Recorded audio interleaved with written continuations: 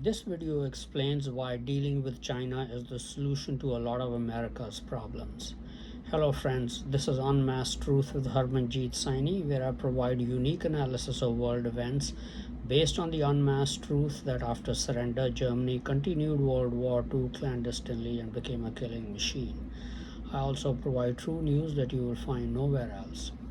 The first recent event concerning China is the speech by former President Trump last Saturday on June 5, 2021, at the North Carolina Republican Convention, demanding to put 100% tariffs on Chinese goods and forcing China to pay reparations to the United States for coronavirus related damages.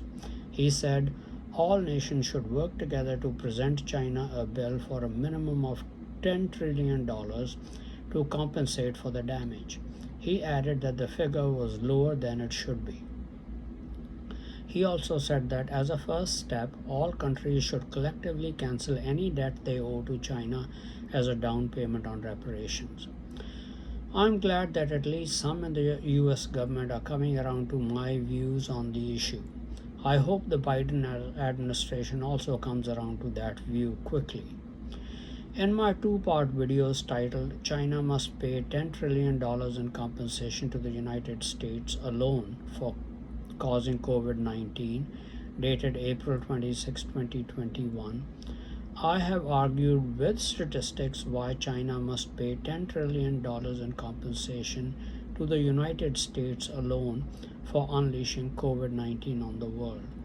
The method for calculating compensation to be paid to the United States can be used by every country in the world affected by COVID-19 to calculate how much it must be compensated by China. This does not mean that China will automatically pay any country any compensation it demands. China will pay nothing of its own free will. The compensation has to be forcibly taken from China by confiscating assets China owns of or in the country. Though China must be asked to compensate $10 trillion to the United States, the amount that the United States can realize is considerably less. China holds approximately $3.17 trillion in foreign exchange reserves, about 60% of which are in US dollars, mostly in the form of treasuries, but also other securities. That means nearly 1.9 trillion of this American debt owed to China can be cancelled and given as compensation to various US entities and individuals. The rest of the debt is held in euros, Japanese yen, or the British pound. That debt too can be cancelled and given as compensation to those who have suffered in those countries. Americans have invested approximately $1.2 trillion in Chinese securities, which Americans will have to write off. The owners can be compensated with treasuries instead. China has invested $2.1 trillion in American securities. Now, canceling each other's holdings will enable the United States to realize net $900 billion in compensation. The US has invested in manufacturing facilities in China, the original value of which is about $1.1 trillion since the year 2000, the depreciated value of which may be about $600 billion. US companies will have to write off this investment. American companies can be compensated with Chinese holdings of American debt, which will be cancelled. Thus, the United States can realize only about $2.2 trillion in compensation from China. China has so far made investments of about $4 trillion in its Belt and Road Initiative over the past 7 years, and many of the projects are nearing completion. The nations that have benefited from this investment can take this as compensation for COVID-19 related losses and cancel the debts owed to China associated with these investments. This shows that nations can recover only a fraction of the losses China has caused to them due to COVID-19. In addition to causing losses to nations around the world, China is also benefiting from the pandemic and billions of dollars by supplying its less effective vaccine than others on the market and supplying PPEs and other equipment for dealing with the disease. The second event is the recent visit of United States Vice President Kamala Harris to Guatemala and Mexico to try and stem the tide of illegal immigrants to the United States. The problem is complex, with the main factors being government corruption in the Central American countries of Guatemala, El Salvador, and Honduras, which allows criminal gangs to flourish, and these three countries' poor economies. Part of the solution to the problem lies in increasing investment in the region to provide employment opportunities for the citizens in those countries so that they have little incentive to make the perilous journey to the United States. The White House website indicates that the United States government is attempting to make some headway in that direction. The White House website, dated May 27, 2021, under the title Vice President Harris launches a call to action to the private sector to deepen investment in the Northern Triangle states. Then 12 companies and organizations announced commitments to support economic development in the Northern Triangle as part of the call to action launch.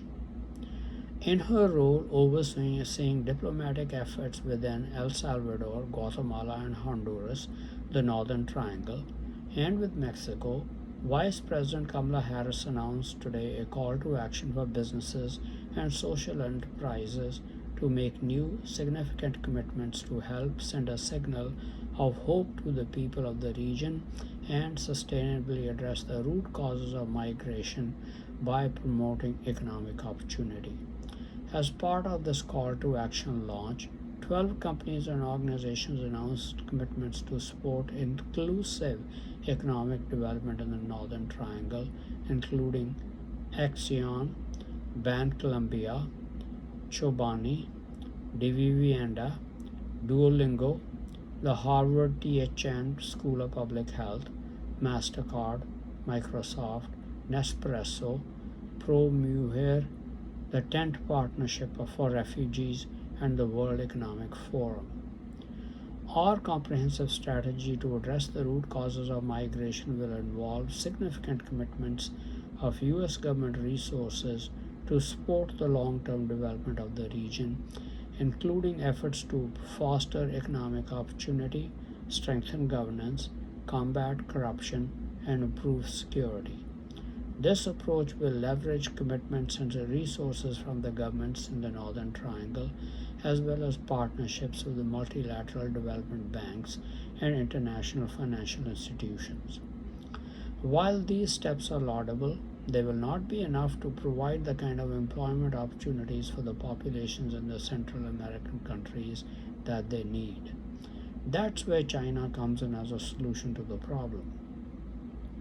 The US simply needs to make much higher levels of investment in Central American countries to manufacture some of the products that we currently import from China. The GDP of Guatemala, El Salvador, and Honduras combined is $124 billion. Their combined population is 32.7 million.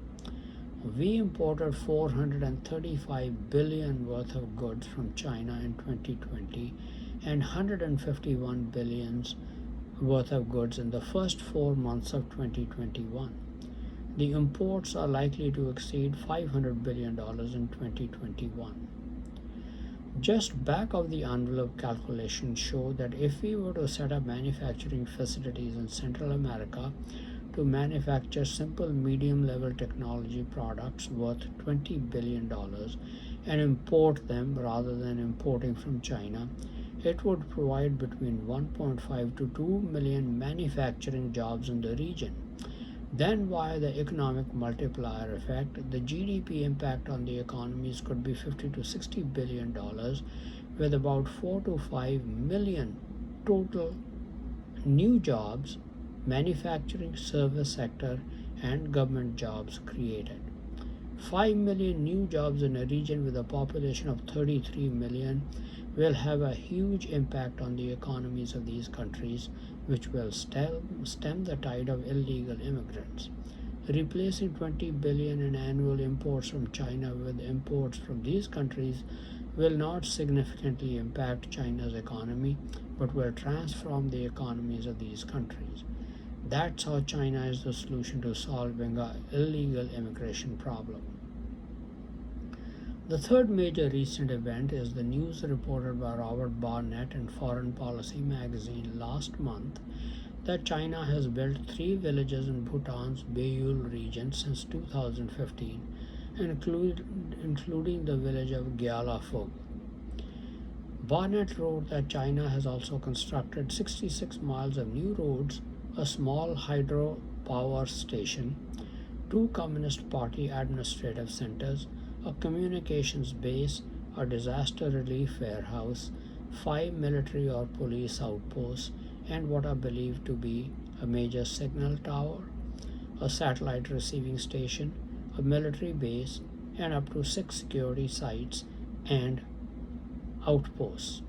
Now, this is stated in the Trumpet magazine of the Philadelphia Church of God. These developments mean that almost all of the Beiyul region and the Menachuma Valley, which constitute about 1% of Bhutan's total territory, are under Chinese control. In comparative terms, that would be the equivalent of China controlling the state of Indiana in the United States. China has made its intentions of annexing the territory permanently very clear by placing soldiers without forms there, just as it sends its naval personnel in the world disguised as fishermen in its so-called fishing fleets. The soldiers' orders are to make every village a fortress and every household a watch post. Now, China had skirmishes with India in 2017 for the Doklam Plateau, which is also Bhutanese territory. That's what China really wants from Bhutan, which would place it just 60 miles north of India's border, where the narrow Siliguri corridor is located that joins the rest of India with its northeastern states. Controlling Doklam would give China the advantage over the Indian army in the event of a war. By controlling the Siliguri corridor, India's northeastern region would be cut off from the rest of the country. Barnett also wrote that these moves are a dramatic escalation in China's long-running efforts to outmaneuver India and its neighbors along the Himalayan frontiers. He said the development is more provocative than anything China has done on its land borders in the past. China's brazen action in Bhutan is only the latest in its provocations in the region. The other provocative moves have taken place in Xinjiang, Hong Kong, Inner Mongolia, Sri Lanka, Cambodia, Myanmar, and North China to demonstrate its strength and resolve to replace the United States as the dominant power, first in Asia and then in the world. What is disturbing about the US response to Chinese provocations is that we are not taking any steps to hurt China where it would hurt the most, its pocket, by cutting off all trade with China as soon as feasible. President Trump mentioned imposing 100% tariffs on Chinese goods, but that won't help much unless we quickly develop other sources of supply for all the goods we import from China. I do not go by what people say, but what they do. The reality is that in the first 4 months of 2021, the United States imported $45 billion more in goods from China than we imported from them in the same period in 2020. That means our leaders have been putting forth sound bites that sound good, but their actions don't match them. Their actions seem to be helping, not hurting China. That troubles me greatly and causes me to suspect the intentions of some of our leaders. When it's not being hurt in its pocket, why should China not continue its provocations in the world? Provocations such as unleashing pandemics on the world, gobbling up territory of other nations, and continue to escalate its claims on the territory of other nations. By dealing with China head-on, a lot of American problems can be solved. By canceling China's debt and confiscating its global assets as compensation for giving the world COVID-19, China will think many times before attempting to unleash pandemics on the world by trying to develop biological weapons in its labs. By reducing trade with China and developing manufacturing facilities in Central America and Mexico, the US can solve its immigration problem. By bringing more manufacturing of high end products to the United States or in countries that will reciprocate trade, the US can reduce its trade deficit, generate millions more of higher paying jobs in America, and increase its per capita income. When China is hurt in its pocket, it will direct more of its energies to bolster its flagging economy rather than troubling its neighbors.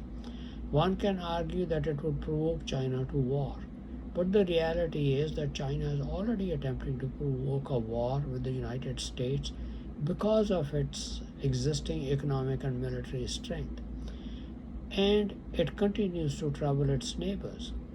But when its economy is hurt, its internal troubles will force its leaders to divert their energy to shoring up the economy rather than wasting it in provocations against other nations. Thank you very much for watching this video. Please continue to watch my videos and read my articles on important world events, World War III watch, politics, international business, advice on health and medical problems, and much more for in-depth and insightful analysis. Please also subscribe to my YouTube and Facebook channels, Unmasked Truth with Harmanjeet Saini, to view and get information on the latest videos.